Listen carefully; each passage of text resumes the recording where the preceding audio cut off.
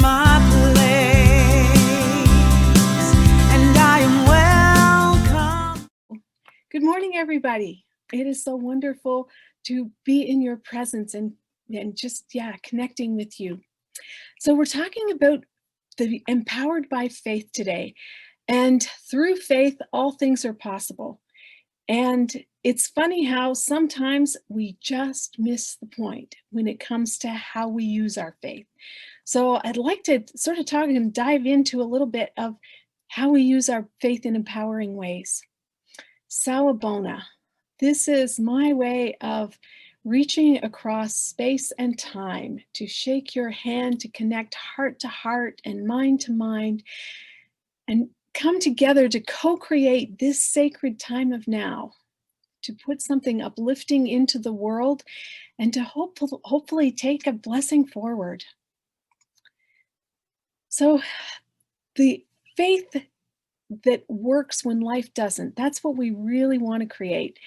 And that innate power of faith, the one of Charles Fillmore's identified innate gifts that we're all given, we have the opportunity to use it in a ton of different ways. And we're going to look at a few of what those are. First of all, understanding what it is, because a lot of people mean different things by it. So Charles Fillmore in The Revealing Word said that faith is the perceiving power of the mind linked with the ability to shape substance.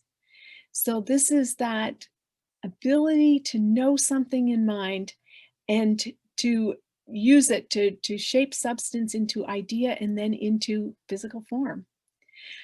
So in Hebrews in the Bible, the Old Testament, now faith is the assurance of things hoped for, the conviction of things not seen.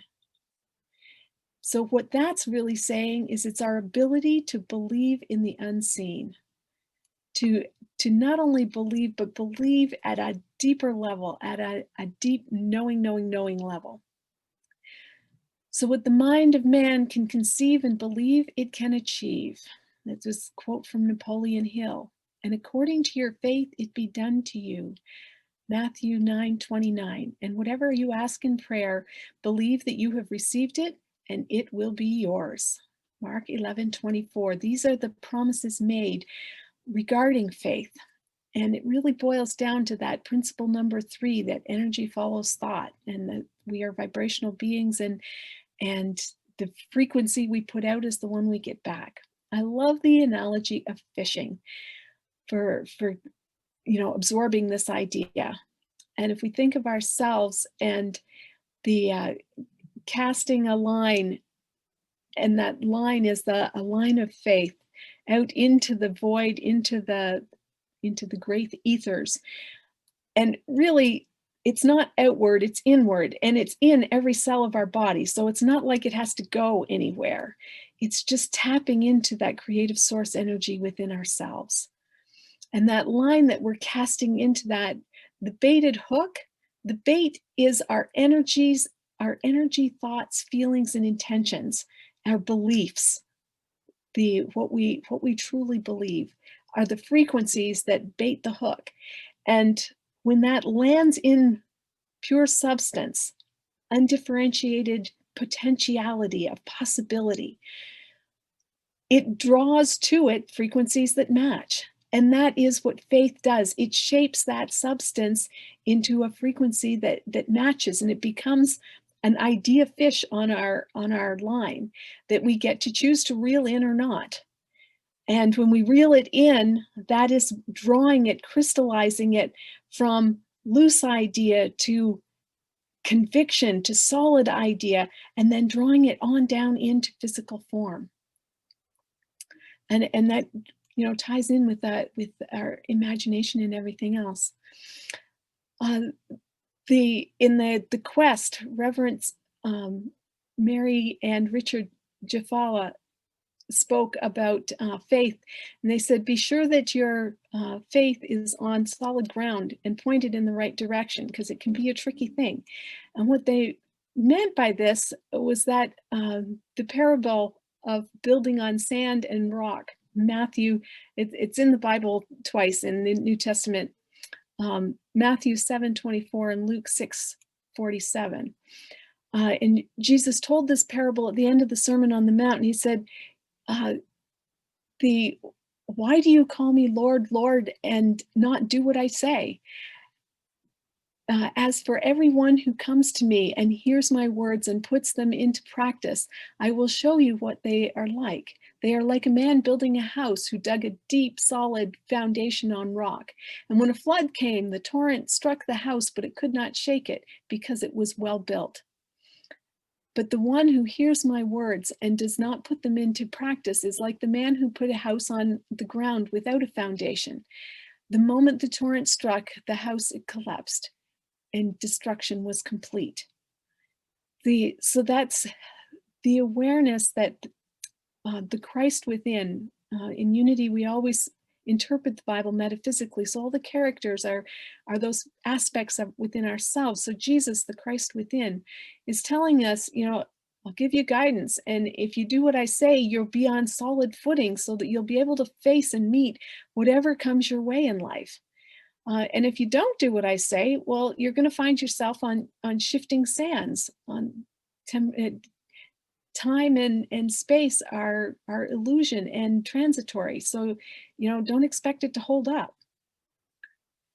And I love how this was described in the movie Patch Adams, and Robin Williams' character in this particular scene goes in to speak to an elderly man who has been running around, and everyone he meets, he holds up his fingers and he says, "How many fingers am I holding up? How many fingers am I holding up?"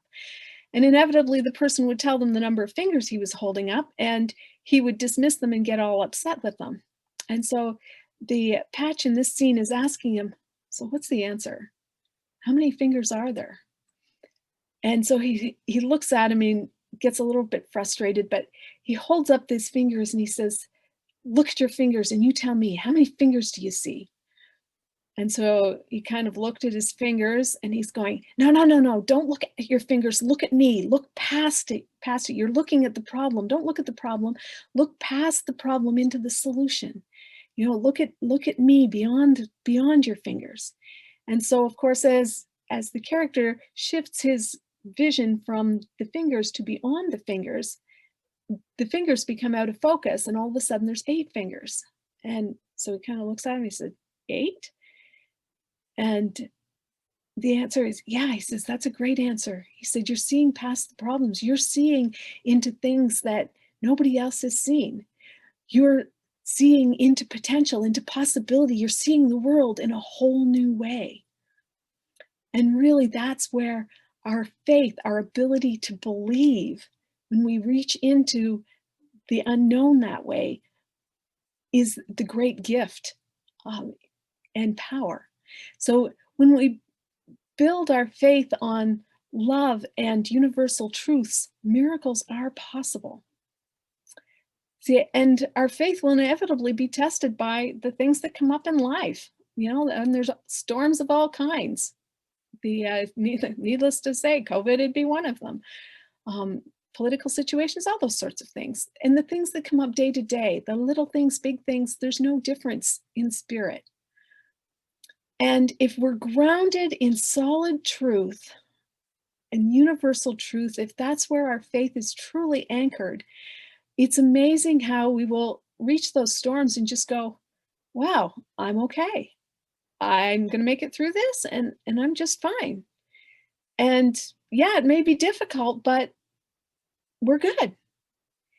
And sometimes we experience a wobble, where the odd doubt starts to creep in, or our faith just seems to get shaken a little bit. The fear starts to niggle. We read the wrong Facebook thing and we totally, get off balance. Or sometimes there is a complete collapse of everything that we've been invested in our belief structure and our whole world. It's like the rug is pulled out from under us, and we're left with, what now? And we have to have tapped into what we do with that. And sometimes, and again, this is speaking to the case when you are actually grounded in universal truth, and you say, "I've made up my mind. Don't confuse me with the facts." And if you are grounded in truth, this is a valid response. This is where the person who, is a whole bus of people go to Lourdes Fountain to be healed, and the one person is healed, that one is, doing this. Don't confuse me with the facts. I'm healed, whole, and healthy, and I claim it and I own it, and that's my truth, and they are. And when we experience the wobble in our faith, then one of the things we can do to kind of strengthen it or even it out or kind of steady it is to lean into our universal truths and lean into our affirmations. And what are those universal truths and affirmations? They're whatever they are for you. Ones that I have found helpful for me, the Unity's 5 principles. I rely on those so heavily. One power, one presence. We are each a spark of that divinity, no matter what my head might tell me otherwise. That solid truth, to come back to that. The energy follows thought. Principle number 3, the law of mind action. The energy, the frequency that I put out is going to reflect back to me and show me what I'm putting out there. 4, prayer works. That, I can tap into, heal my unbelief, call upon the Christ within me, and tap into that level of faith to lift my faith up to where it can make that difference. And 5, putting action to my prayers, taking the next step. Other truths, just knowing that, God's got this. I don't need to.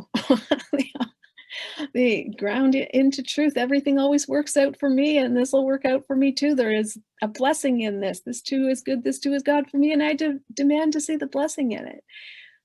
Whatever your affirmations and truths are, land in them, ground into them, lean into them. And if you find one that slips on you or doesn't work, revisit it, question it, or choose a different one. And it's a call to develop our intuition. So many times when you see that, that I've made up my mind, and it's actually not a case that we've made up our mind, we're confused by so many facts. The recognition that there is just so much information now that we can't possibly know it all. We can't possibly fact check it, truth check it. Trying to sort through all of the authorities and their credentials is very much a head thing. And we're being called to develop our intuition, go to heart, go to the Christ within, and ask there, is this something that is true for me at this time? And work from that space. It's so new to a lot of us. We're very much taught to live externally.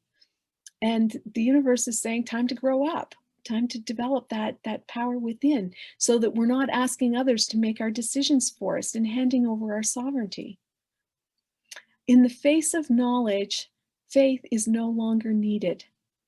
So what is known is finite. What there is to know is infinite. So what carries us into the unknown is faith. Science has been very good at, telling us that we don't need faith in the face of knowledge, because, while at one time we used to have to take it on faith that the sun would come up tomorrow, now we understand how the solar system moves and our position as a planet, and we don't have to take it on faith. We know the truth of it, and so it's knowledge. But the fact is that there's too much to know. It is infinite. So it is our faith that carries us into the unknown. This is where we tap into St. Peter, that receptive aspect of us. Again, going to the metaphysics of it. He is faith. And when he saw Jesus walking on the water to the boat that was in the storm, and he said, Lord, Lord, let me come to you. And Jesus, yeah, sure. And so Peter hops out of the boat, takes a couple of steps and goes, oh, right, I can't walk on water, and starts to sink. And he cries out to Jesus and asks for help. And Jesus reaches down and pulls him up and says, why did you doubt? You had it. And they get back in the boat. And that is so much our story, or at least I'll own it. That's my story. I'm right there with my faith until I'm not. And then I can rely on that deeper faith, and I know it's there. And having access to that is the ability to take that leap of faith. That's that being willing to jump out of my comfort zone, jump out of the boat, and take those few steps into what it is that, we've come here to be and come here to do. This is very much about changing from one day to day one. So going from grounding our desires, grounding our intentions, and taking action on them, that fifth unity principle. One day it will never happen. Day one allows us to take the leap of faith and start and do it and be it. It's the piece that will pick us up and keep us going. Now we go back to that, I've made up my mind, don't confuse me with the facts. Do we always do that from a space grounded in universal truths? No, there's an awful lot of the time.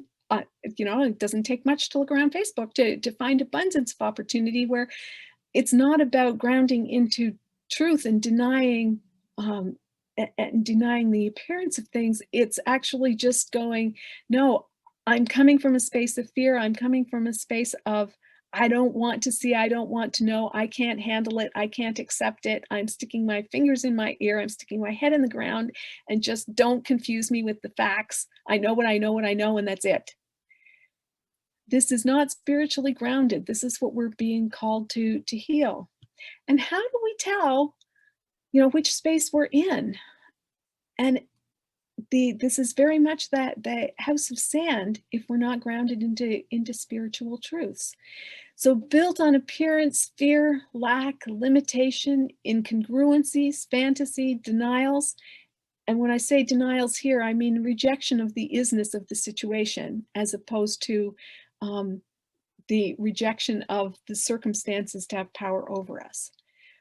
All of this stuff, collapse is inevitable because it can't persist in the face of truth. It can't persist in the face of love. Love and truth are all that really is. Everything else is appearance.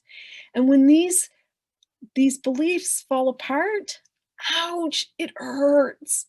When we're called to face our fears and work through these things, it doesn't always feel good. In fact, it rarely feels good. But when we can recognize that it is the journey back to love, it's the journey back to wholeness, it gets more palatable.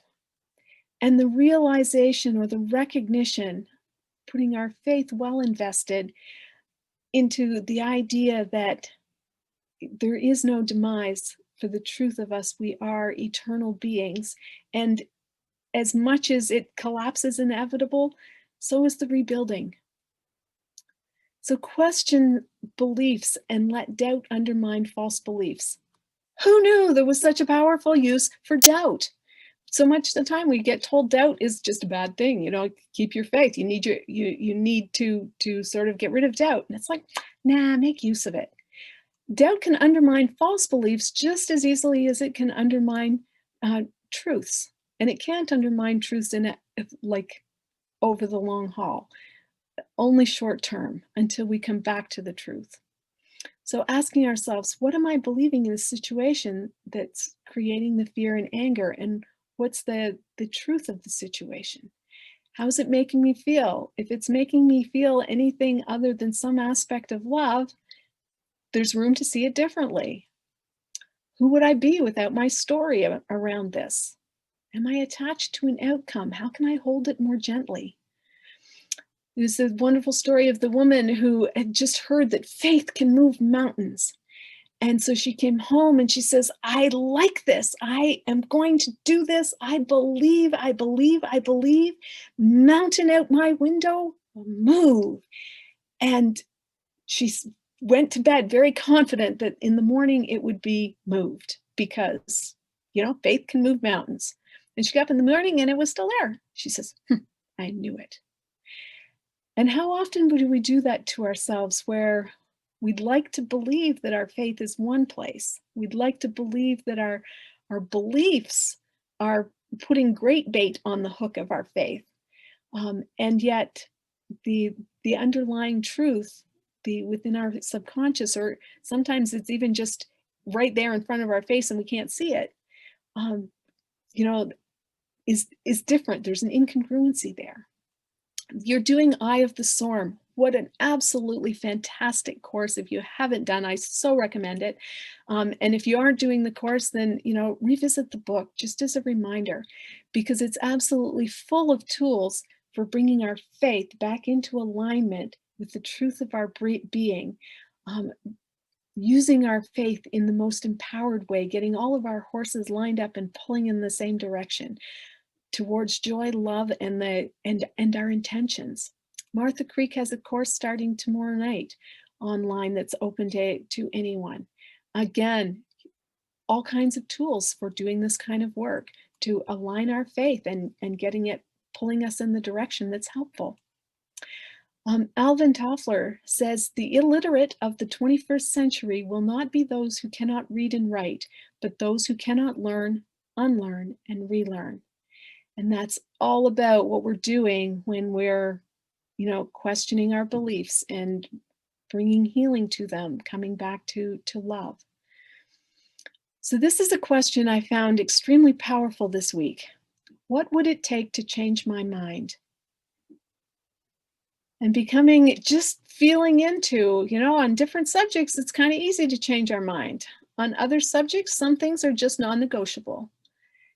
And asking ourselves, is this something I should be willing to look at? Is if it's hurting me, if it's not of love, if it's not coming from that space of wholeness and peace, what would it take to change my mind about this?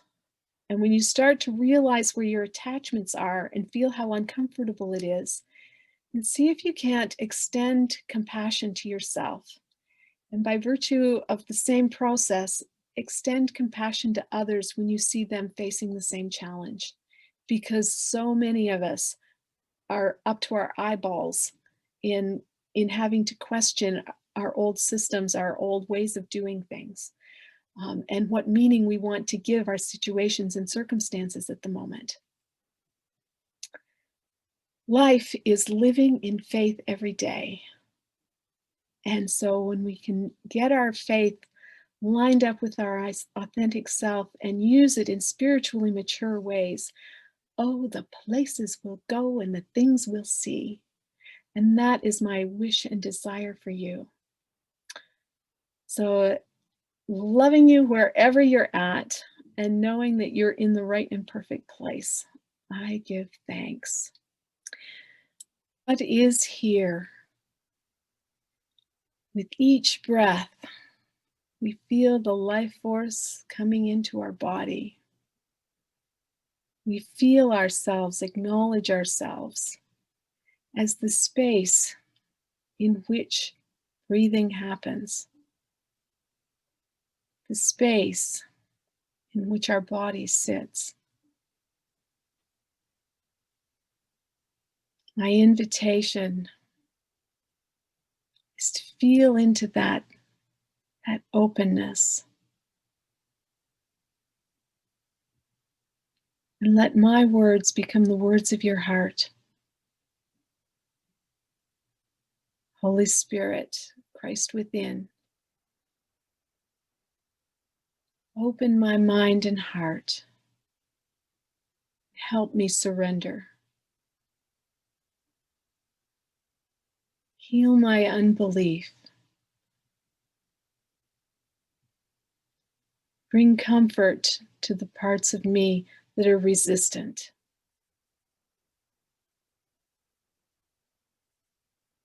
I rest now in the truth of my desire to invest my faith in that deep love that I know is you. And I invite you now to take a couple of minutes to feel into that.